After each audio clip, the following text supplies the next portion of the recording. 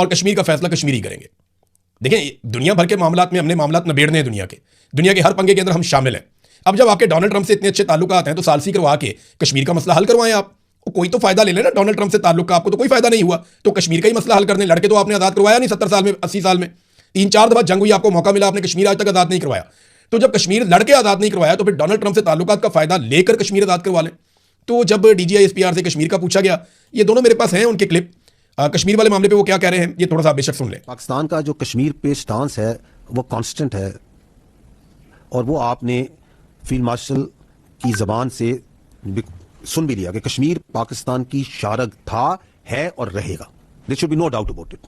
یہ قائد اعظم محمد علی جناح کا سٹیٹمنٹ ہے, اور یہ ہر آدمی نے کہا پاکستان میں. یہ کوئی پہلی دفعہ کسی نے نہیں بولا یہ سٹیٹمنٹ کہ کشمیر پاکستان کی شارگ ہے. اور کشمیر کا جو فیوچر ہے وہ ان کے عوام نے طے کرنا ہے. It is for the people of Kashmir to decide. As per the United Nations Security Council resolution, as per the right of self جو ان کو دیا گیا ہے, خود انہوں نے فیصلہ کرنا ہے کہ ہم نے کیا کرنا ہے. That is the right and that's what the future of Kashmir is. دیکھیں وہ کہہ رہے ہیں کہ کشمیر کا فیصلہ کشمیری کریں گے. ادھر پاکستان کا فیصلہ پاکستانی نہیں کر پا رہے. پاکستانی ووٹ دیتے ہیں کسی اور جماعت کو, آپ اٹھا کے کسی اور کو حکومت دے دیتے ہیں. تو کشمیر کا فیصلہ کیسے کریں گے؟ وہاں تو بھارت بیٹھا ہوا ہے, وہ تو ان کو کرنے نہیں دے رہا فیصلہ. تو اس میں آپ کی رائے کیا ہے؟ ہر چیز کے اندر آپ گھسے ہوئے ہیں, معیشت کے اندر, ہر خارجہ پالیسی کے اندر, داخلہ پالیسی کے اندر, ہر چیز میں آپ ہیں. تو کشمیر کے معاملے پہ رائے دینی چاہیے تھی, لیکن یہاں پہ انہوں نے کشمیریوں کے کھاتے میں ڈال دیا, اور اس کے اوپر انہوں نے کہا جی ہمارا تو ایک سٹانس ہے جو قائد اعظم کے دور سے اب تک ہے.